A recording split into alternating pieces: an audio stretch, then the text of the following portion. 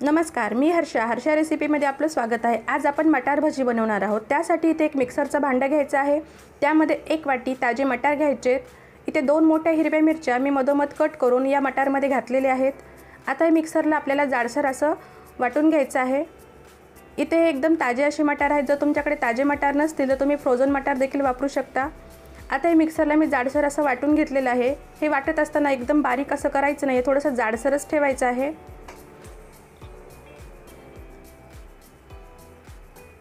आता एक बाउल घ्यायचा आहे। त्यामध्ये 1 कप गव्हाचं पीठ घ्यायचं। इथे मी गव्हाचं पीठ चाळून घेतलेलं आहे। पाव कप बेसन पीठ घ्यायचे।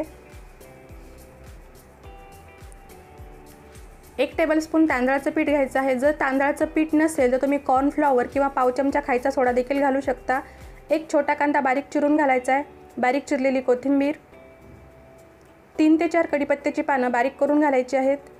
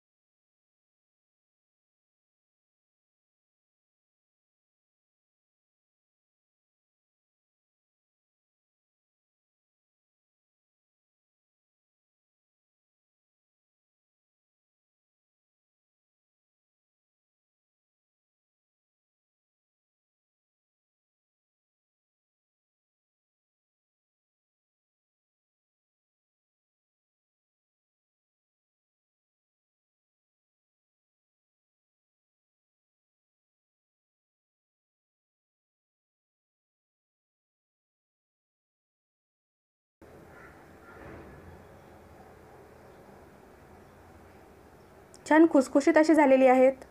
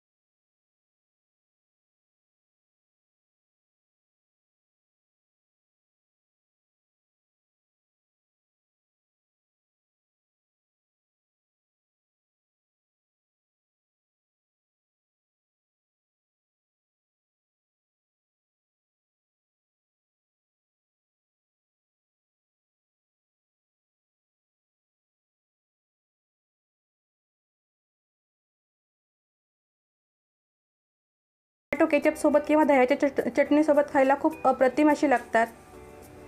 आपण एक भजा पोळून बघूयात। वरून छान खुसखुशीत आणि आतून छान मऊ असा झालेला आहे। आतून रंगही खूप छान आलेला आहे।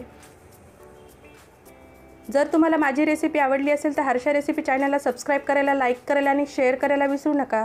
अशाच नवनवीन आणि खमंग रेसिपी पाहण्यासाठी पाहत राहा हर्षा रेसिपी। धन्यवाद।